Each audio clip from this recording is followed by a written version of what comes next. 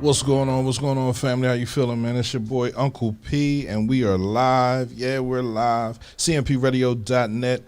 Yeah, we're on vacation right now, but I felt as though we had to get some very important people in the city of Chester up here to talk to you about the kids going back to school on Monday, about COVID-related, the vaccine. You know, I'm not fooling with it, but you know, as the man that sits on the fence, I have to listen to both sides, right? Maybe somebody can convince me on getting vaccine. So with me today, I have Miss Rosetta Carter, Miss Livia Smith, and Miss Lorraine Carter Martin. Right, they are very important people in the city of Chester, and they have a couple things they want to talk to you about. Right. How y'all feeling today?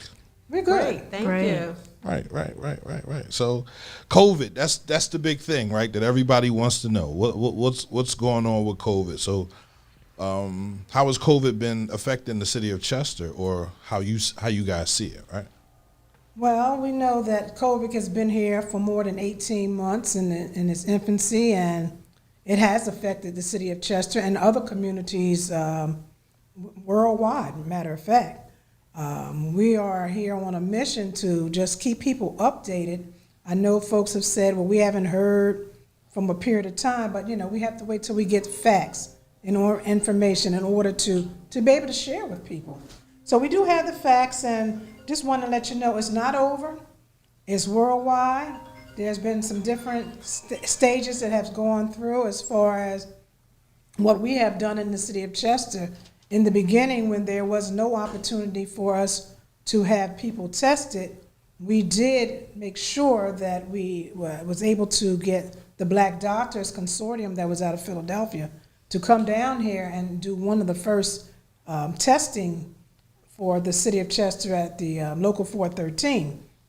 And as we went through the different testing phases, we've had them at City Hall, and we've had them in various other locations without the city. But then the shift took place when the vaccine came out and people were ready to take the vaccine, but we still know there's some hesitancy out there about taking the vaccine. But just to let people know, it's not the Tuskegee experiment. The Tuskegee experiment had to do with a different type of disease. I'll say that, you know. And this is about the same type of vaccine that we got when we had to go to school, when people had polio, and folks had to get vaccinated when they went to school. So everything is at this point, very safe. I have not heard of any tragedies out there. You might have some minor aches and pains and so forth, but overall, the vaccine is safe. And all these myths, you know, we know people of a certain age group love social media, and they get on social media and they think everything they see on social media is the gospel truth. But the truth of the matter is they need to get connected with the doctors. And the CDC has very good information letting people know have all the questions answered that people want to ask about why this and why that, go to the experts. The doctors have the actual results. There were a lot of folks hesitant. In the beginning, I was a little hesitant. I'm like, I don't like to even take the flu shot. But so therefore, when this came about and when I looked at the long-term effect of it, I have grandchildren who are not able to take the vaccine, and I want to be safe for them. So that's why I said, I need to take it. So therefore, anybody that's in my immediate family of that age group, they have been vaccinated, and they're all doing fine. So when we first talked about getting the vaccines, and we noticed that the children were out of school for a period of time, there was a push to make sure, and Lorraine is going to talk about that as we go along. But when we talked about early July, I have some statistics here, and I'm going to just have to look at them because the numbers are so different. It was hard to get the data at first because everything was coming through the Delaware County. But now we had a way to get it broken down by 19013, which pertains to the city of Chester. As of July the 3rd, there were fully covered vaccinated people was 9,674 people. That was at that particular time. Now as we move fast forward, and I have other geographic breakdowns too, by age, sex, and race and so forth. But as of now, we have 11,000, as of the 20th of August, 11,405 persons vaccinated. So we went from like a 27% to now a 38% people getting vaccinated. Okay, it may not be moving as fast as people would like it to move, but it's moving in the right direction. So I'm just saying, to the people that are out there that is hesitant, check the real resource. Check the doctors. Even talk to your own personal doctor. Read the CDC. Don't get into the Facebook conversation that people say there's horns growing out of people's heads and all those different myths that people may have. It may mess with my DNA. I may not be able to have children. It may make me sterile. Find out for yourself because everybody's body is different. And if you're obese and you have some extra medical conditions, it may affect you different than persons that may be of a little healthier status. So, that's my plea to the community. Get the facts from the people who know what they're talking about. So I'm going to jump in, Jean-Pierre, and backtrack to what COVID actually is and what the implications are for our community. COVID is a virus, COVID-19 virus, novel coronavirus is a virus, which means it's in that family of those very small things that we can't see that cause us illness, death, and mayhem. Coronavirus came on the scene, as far as we know, like in January or February of 2020. However, we know that there's some folks, like, for instance, those people that were like just kind of dropping dead in Dominican Republic, that's quite possible that it might have been coronavirus. We've been walking around and dealing with this for a while. But as a nurse, and many of you may recognize my face from Crozier Chester ER, so I know I've taken care of some folks. I can tell you that it's deadly and it's not to be played with. This virus messes with so many different systems in your body, including your respiratory system. I taught nursing too, and my nursing students will tell you that we stress airway, breathing, circulation. If you don't have an airway, if you can't breathe, nothing else is important right now at all. So if the coronavirus affects your airway, it affects your respiratory system, it affects your immune system. I've been told by people that have come into the clinic, you also may recognize me from the Keystone First Wellness Center clinic down on 9th and Yarnell, was actually told by a couple people that men in their life that had COVID became sterile as a result of COVID. So this is a disease that is not playing, This is a disease that attaches itself, this virus wants to attach itself to every cell in your body and wants to wreak mayhem on your life and on your world. Back to breathing, I've seen people that can't breathe. I have a touch of asthma, so I know what it feels not to be able to breathe or breathe easily. You don't want that. This is something that can be prevented and avoided. And we have the means of doing that. I think we need to, we have so much information, and it's hard to process and filter what's right, what's wrong. The bottom line is we have something that can prevent you from getting sick, and prevention is always going to be the best medicine. The COVID vaccine is a preventative way of getting sick and dying from COVID. Now, I look at the flu shot kind of like this COVID vaccine situation, right? Because now they're talking about having to get a booster shot and, 6 months later and all. And this is just for me. So if I never got the flu shot, why would I get the COVID vaccine? I think that's a wonderful question. The COVID is deadlier than the flu. It's deadlier than the flu? Now, people have died from the flu. People absolutely have died from the flu. Right. Most of the people that we know, I don't even know if I know anybody that died from the flu, Right. honestly. The flu brings pneumonia, and then you go in the hospital. I know people that have died from what we call walking pneumonia, right? And most of the time, those people have had other conditions. they've had lower immune systems, right? They've had some issues. Right. With COVID is no respecter of persons. I think at this point, we all know somebody who's died of COVID or that's been on their deathbed with COVID.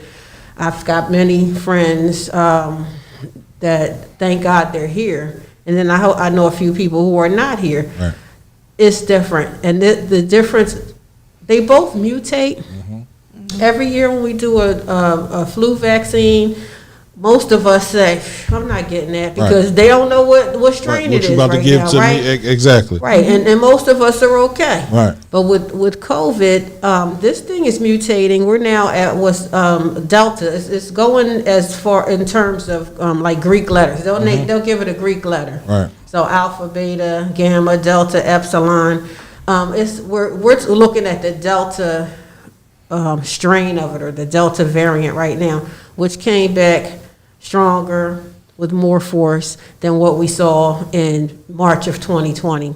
So in March of 2020, we were told that we need to mask up. Right. We were told we need to be 6 feet away in order to avoid transmission of COVID. With Delta variant, 3 feet away is 6 feet away is okay, but because we have kind of backed up to 3 feet away, but this thing moves further, it moves faster, where you might have gotten sick from COVID and felt the consequences after a couple hours. Now we're talking about minutes. We're talking about it invading your body in a matter of minutes. So this thing is evolving as we fight it. So we come out with the vaccine, and a lot of people say, well, it's the unvaccinated fault. It's our fault that it evolved. And I'm still stuck on why it's the unvaccinated, when if it evolves because it's run into a test, so it has to grow bigger than whatever the vaccine is. So then how does that work? Okay, so I never blame anybody. I'm not blaming the unvaccinated for anything. Okay. However, in an industrialized nation in the year 2021, there's no way that something as small as a virus should be taking us out. Okay, we know better, so we should do better. The unvaccinated, we all have choices. If you're unvaccinated, first of all, I'm not labeling you. Right. You noticed when I walked into your studio, absolutely, and I found out that you were on the other side of the fences. Right, I did. Right. What did I do? You put your mask on. I put my mask on. You're supposed to. Absolutely, right. Protect yourself. So when I put my mask on, I'm not really protecting myself, because I already have the antibodies in my body to protect me against COVID. So you protecting me? I did that as a courtesy for you. Oh. So yes, this you're welcome. Thank you. I appreciate that. I thought you were protecting yourself, right? Because I mean, Well, I know I don't early on have in this COVID. thing- I go get tested every 2 weeks, right? Okay. Quick swab. I don't have it, right? Haven't had it for the whole year. You know, my daughter has the vaccine. She's up at Lincoln University. My other daughter has the vaccine. She's working out at Riddle Care. Their mother has the vaccine. Their mother has lupus. So you know, anybody that has an immunocompromised health system, right? I feel as though they should definitely get the vaccine, right? I don't want to see her in the hospital struggling to breathe, fighting to breathe, and then she's not here anymore. So get your vaccine, get whatever you got to get. My son's going to get it. He's going to John Carroll University, right? Or John Carroll High School. Archbishop Carroll. Congratulations on all of that. So I understand the importance of a vaccine to continue normal life. I personally, I'm not going to fool with it because I'm not around those people. I'm locked in this radio station 24/7. If I'm outside in the public, I wear a mask. I don't have a problem with that. Wear 2 masks. So for me, it's like until the FDA approves it. They have approved it. They've approved one. Pfizer. They've approved Pfizer, right? Until they approve it, and until it stops evolving, to tell me, all right, listen, this is something that we can control. Because right now, let's keep it a being, they can't control it. If it's evolved into, if it's going to Delta, that means it went through Alpha, it went through Beta, it went through all those other things to get to D. Then why didn't we hear about Alpha? Alpha is the first one. I believe so. Let Right. me here in the US. throw this back at you, Mr. Jean-Pierre. Yeah, let's go. If we wait for this thing to be perfect, we might not see 2022. I just got from one of my good friends, roommate, wrote a book about birth control, about how you can have a good quality life and joyful sex, which is what we all want, by using birth control, right? By not having to worry about getting pregnant. I wish they made it for men. I think they should make it for men. Well, she has a couple sections in there for Right. men as well. Right. But I think the thing is, Let me take a pill. what I took away from her book is what the birth control that we had back when I was in college, say 1989, versus what we have today is like an amazing difference. Right. There's like I can't. There's numerous things available now. So the problem still remains, if you will, the problem of preventing unwanted pregnancy, right? And then there's also the problem of preventing STIs. The technology to fight that, though, is going to evolve, right? Absolutely. Because we get smarter as we move along. I'm gonna wait for it to evolve then.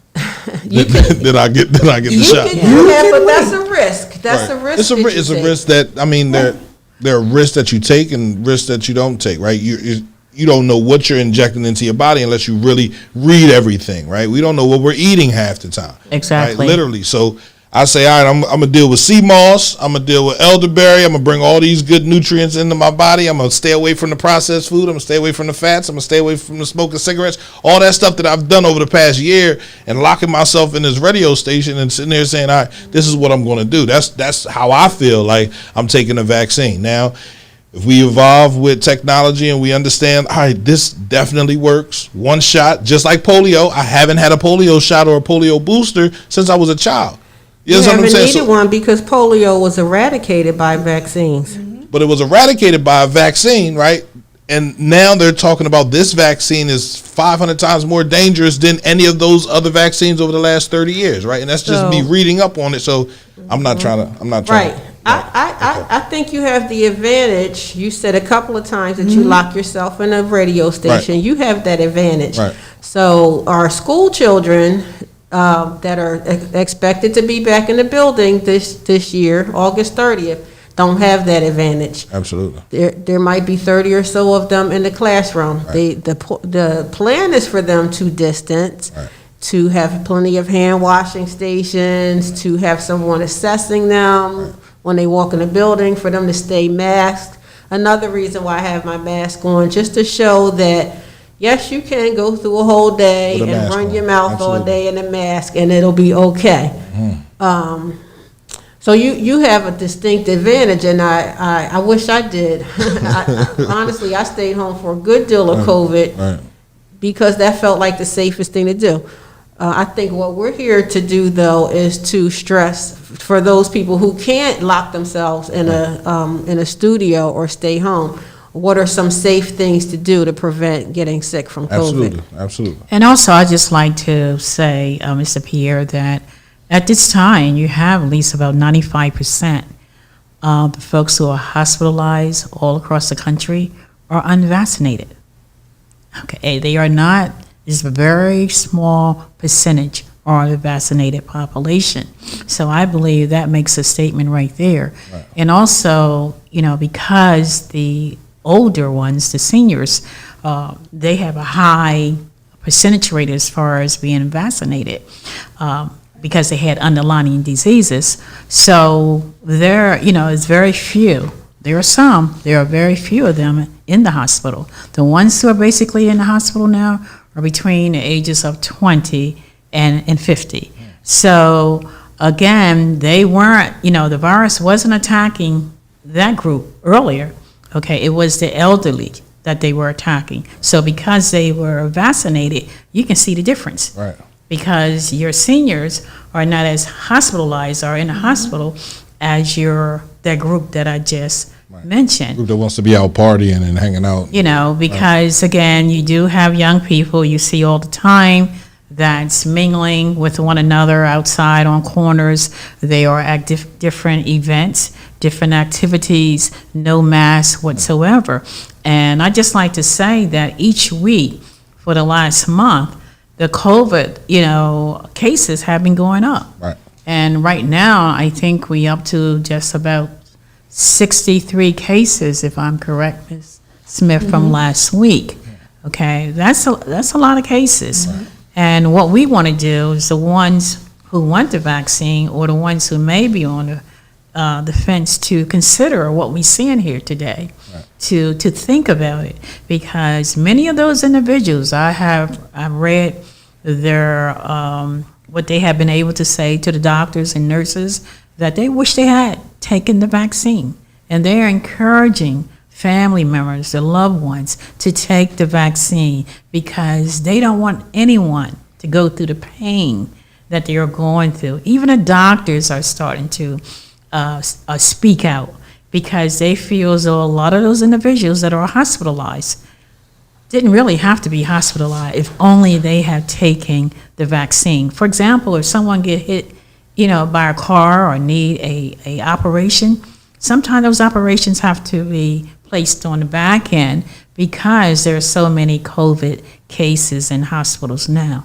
So again, I think the city of Chester is concerned about, one, keeping people healthy, as well as keeping people safe. Right. And that's one of the reasons why the city of Chester, we act as the hub for the COVID-19 vaccine, which means that any of the vaccine providers that come into the city that would like to provide vaccine, we encourage them to contact the city, because what we like to do, we like to go out and really observe the site, make sure they have the correct logistics in place, to make sure they have the proper clinicians in place, not just doing vaccines. And not only that, when people call, we will know exactly where to direct them. We don't want them, have to go away on the west end if there is a vaccine site on the we don't want them to go away on the east side if there is a vaccine site on that side. Right. And it's vice versa. So we have made vaccine clinics available in the city of Chester. We have more vaccines available than people. But it is starting to increase as people wanting to be vaccinated because of the Delta variants, okay? And because they want to be able to visit their loved ones and to, mingle with them, fellowship with them. But right now, it is that great hesitancy out there. And what we are trying to do is talk about that misinformation. One way we've been able to do that, we have had like 2 town hall meetings, virtual, and those meetings are on the Chester website as well as the Chester Upland School District website, which means that anyone that has maybe some questions or concern, and with those town meetings, we have pediatricians, okay, experts that's on there talking about the vaccines, okay? Right. So, again, like one of the, experts or the doctor said, if I want to learn how to fly an airplane, I wouldn't go down the street and ask my neighbor. I'm going to go to a pilot, which has the credentials as well as experience. So I think Ms. Smith said it earlier. If you want to find out information about this vaccine, I think people need to do much research, and then you make the best decision for yourself. Because our job is at the city is to make the information available to people so that they can make the best decision. But again, we're here, even if someone doesn't have transportation in the city of Chester to be able to get the vaccine, we have a partner that's willing to provide transportation for the individuals, as long as they let us know maybe about 48 hours, and we can see, that they get to that vaccine clinics. So I'm quite sure Lorraine can talk about all the vaccine clinics were held last week at the Chester Upland School District. So vaccines are out there, and again, we are encouraging people to get the vaccine. We can't make anyone get the vaccine, but every day, if you turn on your news, that's all you hear across the country, how the COVID-19 cases are increasing. So we don't want it to happen in the city of Chester. If you recall, back in 2020, you had stores had to close, you had businesses had to close down, and what businesses are doing now, they're trying to get ahead of the curve. They're telling their employees they want them to get vaccinated, okay? Some of them may lose a job, okay? Some of them, they were saying you have to get tested, like you mentioned, to get tested so often. So again, it's coming as far as the mandating of the mask as well as the vaccine, right. Whether we want to believe it or not.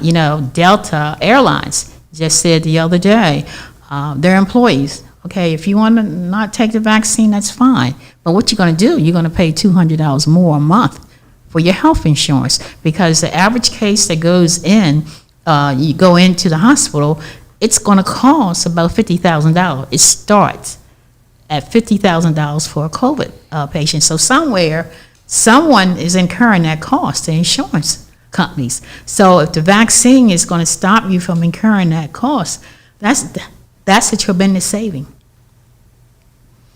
It's a lot of information out here. Yeah. It's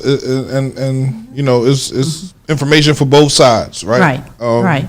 And that's what I'm here for, right? To bring the information to the people so that the people can dissect how they feel about it, right? And right. If you want to fool with it, I'm gonna wait. I'm gonna continue to wear my mask and drink my sea moss and my elderberry stuff. Getting the elderberry juice in, you said? Yeah, absolutely. Yeah. I'm juicing. Yeah. But I mean, that's how I've stayed. I actually stopped for a month, and I got sick when I went to Tampa, and it was a basic cold. I was like, damn, I ain't have a cold. Like, I wanted to get a cold. Look, I ain't had a cold all year. Got the cold, went and got COVID tested, no COVID. It's just a regular cold, right? And the lady said, well, we haven't really seen a lot of regular colds, like, so, what you been doing, right? And I told her, no vaccine for me until, just give me a couple years, I guess. We'll work. Well, let me just add this, because Ms. Carter just said, we're talking about the population of people who get it. The age group is 65 to 74, and we're talking about here in the city of Chester.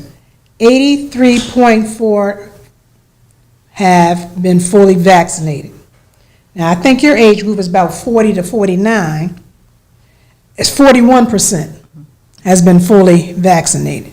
Right. So you can see that at the difference of the elderly people, they understand that they want to be protected because, as you get older, your system breaks down a little bit. Yeah. So they want to be protected so they can protect those around them. Now, we have a lot of multi-generational households here.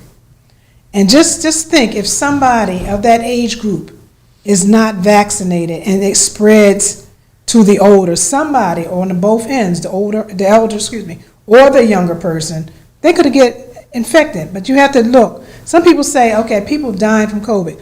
Okay, but they might have had some other issues that may have caused death. Right. So because we're in the COVID mode now, and people are dying, yes, some of them are dying from COVID, but everybody's not dying from COVID. Some people are just dying. Right. So, just something to think about. You want to think about these sports groups where all these children congregate together and not knowing what the household situations might be. They could be exposing people to COVID without even sharing it with everybody else. That's how things rapidly spread. Look what's happening in Florida. I mean, Florida is a hot pocket for COVID. People just having a good old time.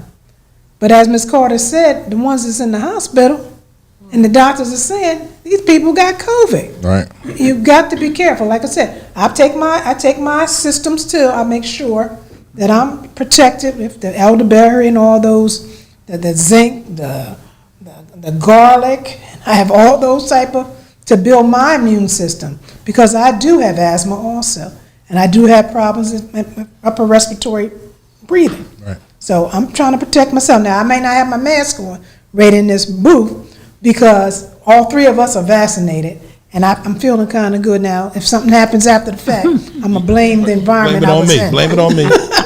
Pierre gave me COVID. So I want to jump in on what Ms. Olivia said. I think we've gotten far away from community, and we need to get back to community. Mm-hmm. We're Chester. We're African American predominantly. I think somewhere in the realm of 90% of our students are of people of color. We need to be real and know that we're community, and we need to take care of one another. I could take all those things you said. What some of those herbs you named? I can't even name them, but the sea moss, the black cohosh, all that stuff, and that's fine. And I could be strong as an ox. But we have babies in our community, people under 12 that cannot get vaccinated. We have elders in our community. We have people with other issues that are not able to, their bodies aren't able to build the immunity against COVID that ours are. I hope that as we continue to do right by ourselves, that we remember that we live amongst other people that need some help, and it's our job to protect them. And for me, it was crazy, right? When COVID first happened, I was like, okay, all right, where's this starting at? And I looked at the kids, the toddlers, because you ever see a toddler dig up their nose or play with snot and get it up? So for me, it was like, the school's got to shut down, right? Because the kids have it, but I really haven't heard a lot of cases of children dying of COVID. Right? It's been over 500 across the country. Only I'm just saying, only 500, but like you got elderly people dying, you got people with high blood pressure and heart attacks and strokes and everything else dying of COVID. So for me, it was like, man, that number's a little inflated. And this is just me thinking, right? That number's a little inflated. Maybe that person had a pre-existing condition. Maybe it wasn't COVID. Maybe you just want to put it as COVID. Maybe you just want the money. So for me, it's like, man, it's so much stuff to take in. That's why I can't fool with it until we go through it for a little while, right? And that's a lot of maybes, really. If you named a lot of maybes there. I totally respect your point of view and anybody else's point of view that decides they don't want to get it. However, I ask you to protect yourself, protect your family members, protect me. I'm going to protect myself at all costs from you.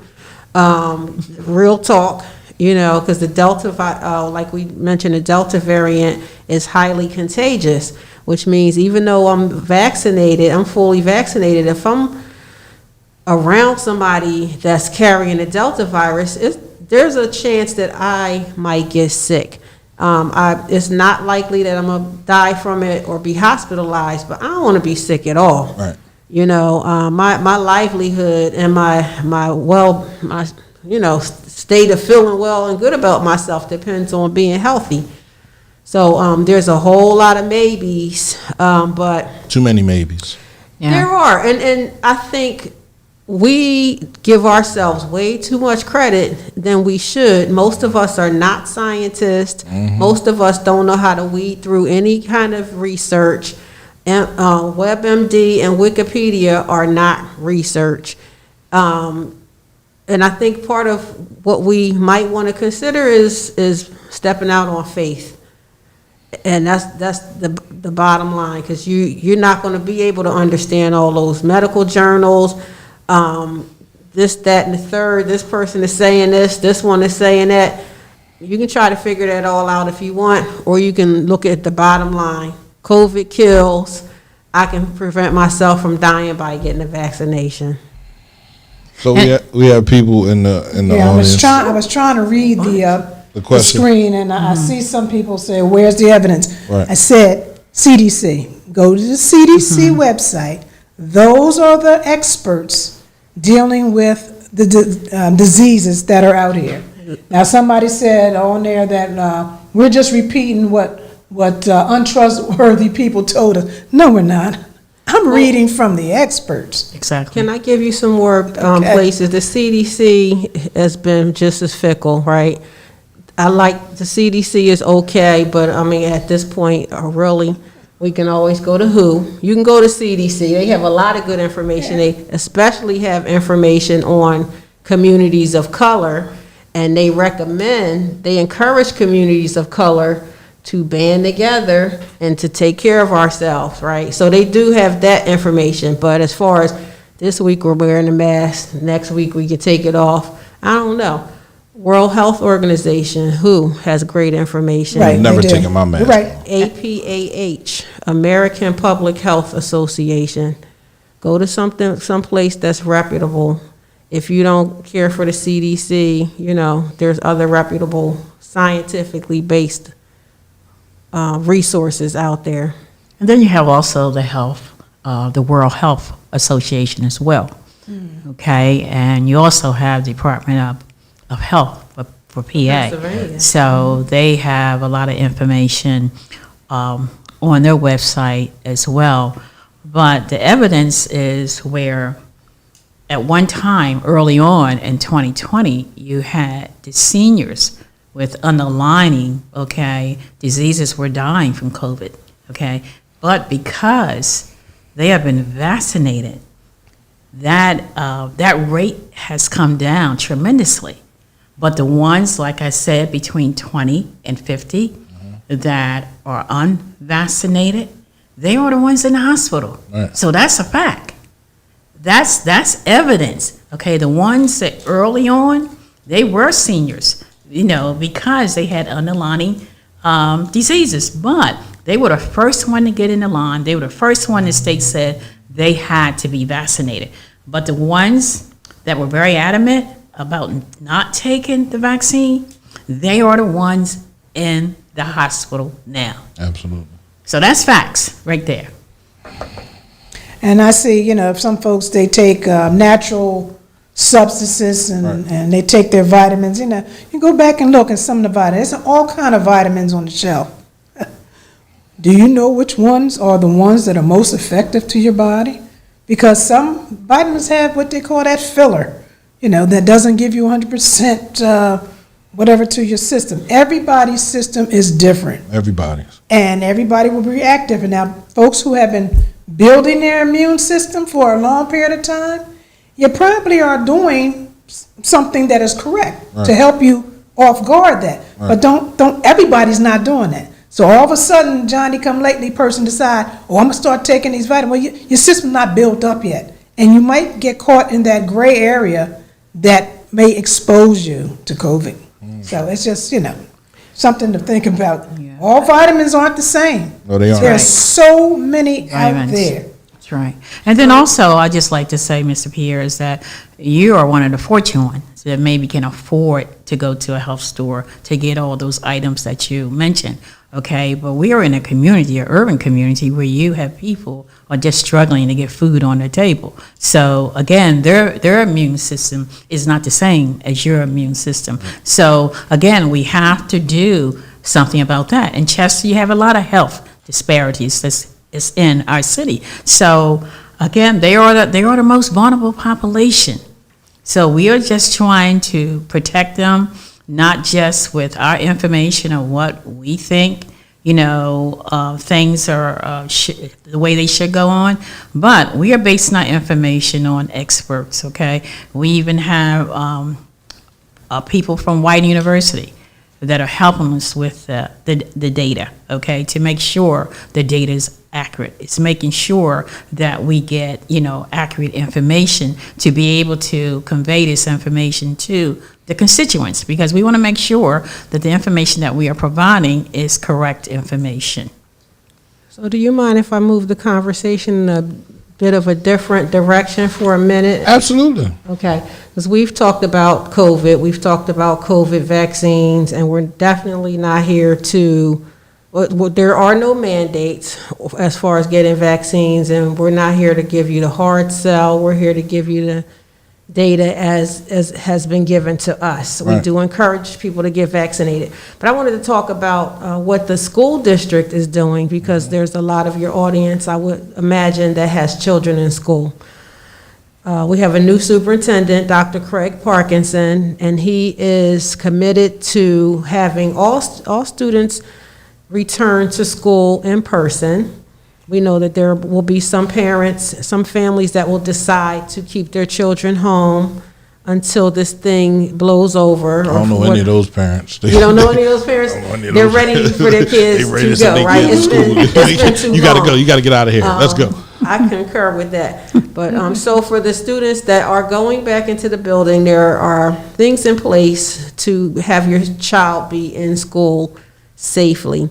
The whole message is that we want your children not only to return to school, but to stay in school. Absolutely. And so some of the things that are in place are temperature checks. However, temperature checks are not a great indicator of whether or not a person has been exposed to COVID. So there's also going to be symptom checks as well. So when your child walks into the school building, there should be an adult, a responsible adult. That might be the school nurse, that might be the school principal, that's looking at your child. If they come in there with red eyes, I don't mean like because they cried because it's their first day of kindergarten or anything, but people that know your children know when they don't look right. Like you should know your child doesn't feel good in the sick. They send them to school feeling sick. They send them to school. I'm not even going to go there. They want to go to work. You know not to send your child to school sick. But it's hard. However, it's hard to sit there and say that the people in charge of the school should be another eye on the child to say the child is sick. The mom is dropping the child off or getting the child ready. The dad is, or the mother is doing this. So you should be able to judge your child and say you can't go to school today. Everything that you just said. However, it happens, and if your child should arrive at school, or maybe they fell ill on the way to school, they're going to be if they're showing COVID-like symptoms, which include nausea, vomiting. We don't talk about red eyes a lot, but their eyes look a little red. They just don't look ill. They look generally malaised. Right. They're coughing. They have developed a new cough. They complain of a headache. Any of those things, along with an elevated temperature, your child would be pulled to the side. The school would call your parent. And also they would, with the parent's permission, do a COVID test. If the unvaccinated child tests positive and is symptomatic, they're going to be sent home. So you go on to the Chester Upland School District website, and this whole algorithm is laid out. If this, then that. Bottom line is if they're sick, they're getting sent home. If they've been exposed to somebody with COVID, they're getting sent home. They're going to be tested, and then they're going to go home. And that's only fair to everybody else's children. You don't want anybody sick coming in and infecting your children. Now, and that's a big thing to know for the children that are under 12. You know, that we want to isolate those that are not feeling well from those who are. If your child is 12 and up and they come in and and they're vaccinated and they're exposed to someone that had COVID, but your child doesn't have any symptoms, they can be tested and stay in school. They'll do 3 tests over the course of the next 7 days to make sure that they stay COVID-free, and they can stay in the classroom. If they're symptomatic, they need to go home and stay home until they have a negative. They take a test until they're no longer symptomatic or they have a negative test. So everybody can come into the building. You can't come into the building sick. If you're sick, you have to go home. If you're vaccinated, you can stay. And that's not a vaccination mandate. It's just a practical way to try to keep everyone's children safe. So Khadijah asks, are you testing the vaccinated children because they still can get COVID as well? Yes. Okay. Khadijah, yes. So, you know, again, like, this is the radio station, and these are this is the advice of the CDC, the advice of the experts that are out here for the COVID vaccine, right? For Chester Upland School District. If you are in agreement with the vaccine, right, and you feel as though, you know, it's something that you want to do, where are they giving out the shots right now? Well, they can call, first of all, if you're not sure, you can always call the city number 1. That number is 610-447-7700, extension 7955, and we will get back with you in 24 hours. But you can get the shot at Chest Pen. They are one of our partners. They are open every day from Monday through Thursday from 9 to 5, as well as Chest Pen has been at various schools in the city at different events such as orientation night or back to school events to talk with the parents as well as to make the vaccine available. Also Keystone First, which is one of the first vaccine sites in the city of Chester, located down on 9th and Yarnell. They're open every Saturday from 10 a.m. to 2 p.m. in case someone is working during the week. They can always go there. Also, you have urgent care down on 9th and Wilson, where the old community hospital used to be. You can get the vaccine there on every Wednesday as well as on Thursday. But I would suggest for persons to give them a call. So the vaccine is available in the city of Chester. There's no problem whatsoever. Can we name the school district clinics as well? Yes. The Chester Upland School District brought or is bringing a COVID-19 vaccine clinic to every school in the district. So we did all 4 orientations at Chester High School last week, 9th through 12th, and we did STEM and CUSA. Our next stop, we did a Toby Farms Community Clinic last Saturday on Powell Road at Selby Health Systems. Our next stop is September 7th at Stetzer's Back to School Night, and that's from 5 to 7. And then on September 9th at Main Street's Back to School Night from 5 to 7. And then we're going to circle back to all of those schools and do second doses. When we circle back and do second doses, any and everybody is welcome to walk in. You can come in and get your first dose. So let me give you those dates again. Thank you. Thursday, September 7th, 5 to 7, Stetzer Back to School Night. That's a Tuesday, sorry. Thursday, September 9th, 5 to 7, Main Street Back to School Night. Walk-ins are welcome. You don't have to have an appointment. We're actually not taking appointments. Anybody from the community can come to any of these clinics. We're giving Pfizer vaccines. We do have consent forms. We will not give your students any vaccine or touch them without any consent. You can pick up a consent form from the principal's office, from the front office of your children's school, or you can download a consent form from Chester Upland School District website, cusd.org. September 7th, September 9th, September 10th, we will be back at STEM. September 17th from 9 to 12. September 17th, we'll be back at Chester High School from 9 to 12. And then at the end of the month, we will do those second doses for Stetzer and Main Street. So is the school asking children, Siobhan Whittington asks, are they asking children that are vaccinated for their vaccine card?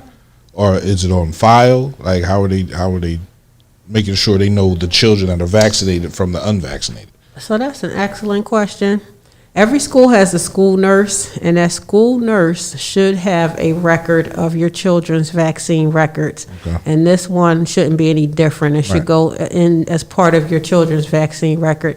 So you might want to make sure that you stress that with your child's nurse. There's this thing called Hipaa that HIPAA law means that your medical information cannot be used for purposes other than what it's supposed to be used for, and not without your permission.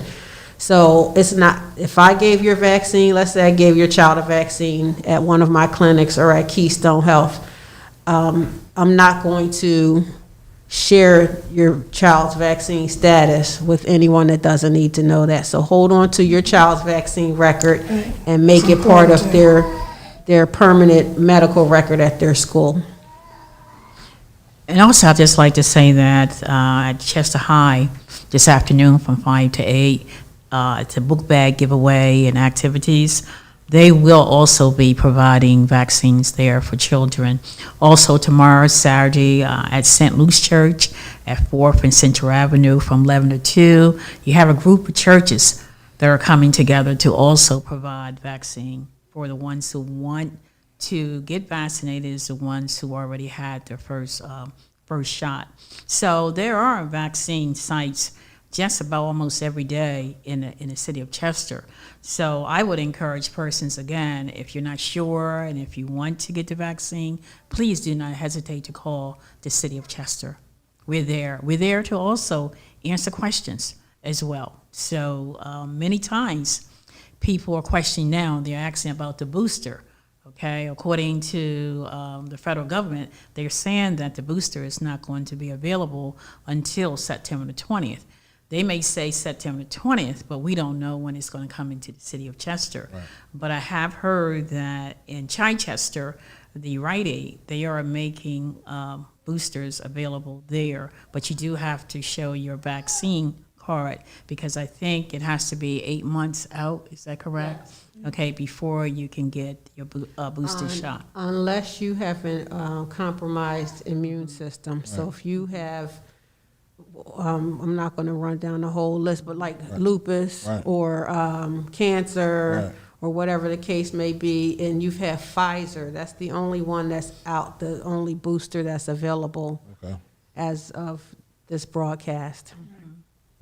And then also, Rosetta, you were saying about the cards. I mean, people might lose their cards. They are losing cards. And today, as you hear, employers, different places, schools, if they're going off to college, they want to see your vaccine card. Take a picture of your card. Take a picture of your card. Right, that's what we encourage people, but they don't do that. Well, you can contact take a picture of everything else. Okay, the state will send you a new card. Right, like I had a couple of cases said, well, I'm elderly. I don't have a phone.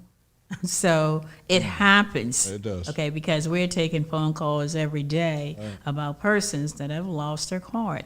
And they know that what's happening is that people are starting to request the vaccine card. So we encourage all your listeners, if you have that card, please have it in a place that you know you can put your hands on if you need it, as well as to take a picture. Sometimes we think, because we may be savvy with our phones, that everyone have that access. Right, no. But that's not true. It's not. Okay, so because in the city of Chester, you have a large population of seniors. Mm-hmm. So again, they may misplace their card at any given time. And then you have people that are transient. They move, they may be here one day, they may be, over another place a week or 2 weeks later. Right. So they need that information. So they can call wherever they got the vaccine from. They can call the city of Chester, number one, and I will ask them whether or not, where did you get your vaccine? Mm-hmm. And then I will try to get that information for them, and they can send their card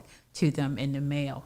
but that's that we're getting a lot of calls about lost vaccine cards. Well, take care of yourself. Take care of your mind, your body. Right. If you agree with the vaccine, or you feel like you've heard enough to make you want to get the vaccine, I will never ever try to get anybody to do anything that I'm doing. What I'm doing is for me. It's my personal opinion. It's how I feel. Right. I'm not pushing a vaccine. I'm not pushing you not to get the vaccine. I'm bringing the information to you. These three lovely ladies from the city of Chester, from the school district, and from Crozier have come up here. Hey, you hear me talk. Have come up here to give their time to our audience. Right. So that's it. Right? You take the information and you decipher it the best way you know how it fits into your life. Any last words before we go, ladies? I just like to say that with the city of Chester, we have many partners that's been helping us to get the information out in the community of Chester, such as Whiting University, Chester Charter School East, Delaware County, COVID-19 Task Force. I mentioned Keystone First, the state representative, Brian Kirkland's office. He has a team of individuals that go into the community once a week. And what we try to do is provide him information as he go or his workers go into the community so they can have that information out there as well. A couple of the providers have actually had people to actually go into community. Some communities, like maybe on the east side, is so far away, they may not even have information about the vaccine, to make sure that they know about the vaccines as well. We have about 28 vaccine partners that's been working with us since, I would say, 2020, back in March. So again, we're not in this alone, okay? And we all share this information. And Chester also has a Chester City Health Board, which consists of doctors, nurses, social workers who are constantly talking about this issue as well. Absolutely. Thank you very I wanted much. to add that every clinic that the school district hosts and every clinic that I've worked for, I did some work with the county, did some work with the city, has had people on site to talk with you individually. I know this is very private for some folks. I get inboxes every day about should I get it or I got it, or just asking me questions. Anytime you have any questions, come show up at one of our clinics, pull one of us to the side, and people are always willing to listen. Now, we're not going to debate with you. We're not going to discuss politics, religion, a whole bunch of boing with you, but we will talk with you and answer your questions. We'll hold your hand because we know there's a lot of people that are also afraid of needles. We'll do whatever it takes to make this a good experience for you. We look like you. We live here. We understand for the most part, and we're here to take care of our community. Lastly, thank you, Jean-Pierre, for having us on your program today. Absolutely. Anytime. One little closing remark. I know we're up against time also, but we do have ambassadors out there in the community. You may have seen the different posters that are out. They're not clip art people. Those are actual people that live in our community who have taken the vaccine, and they have a message to tell. And then there's something I just happened to see on the your site. Somebody talk about side effects. There's a lot of side effects to a whole lot of things that you take. But this one is something that will make you be able to want to live a day longer than some other things. And lastly, I like to say, talk with someone that had COVID-19, and they can tell you their experience. And that's one experience they won't ever want to have again. Right. Absolutely. Well, thank you, ladies, for stopping through. Thank you. You're welcome. Again, anytime, any place. We can definitely meet up again. Right. Awesome. Thank you. Yeah, we'd like to come back to give you an update as well. Absolutely. Okay. Absolutely. That's what the station's here for. Communication is key. That's right. CMPradio.net, man. You already know it's your boy, Uncle P, man. I want to thank the lovely ladies of the city of Chester, Miss LaRae Carter Martin, Miss Livia Smith, and Miss Rosetta Carter for stopping through and giving us some vaccine tips. I'm not pushing either way, right? If you feel as though you learned a lot from this and you feel as though you want to go get the vaccine, go get it. If you feel like you still have more questions, go find that information out, right? It's best to find it out yourself and not to listen to what people are saying, right? That's right. Look it up yourself, find it out yourself, and push it yourself, right? It's cmpradio.net. It's your boy, Uncle P, man. I want y'all to have a blessed weekend. Me and Jordan about to chill out, right? Go pick her brother up from Archbishop Carroll. And we'll see y'all Wednesday, September 1st. That's when the station is back open, man. I appreciate y'all, and I want y'all to be blessed. Peace.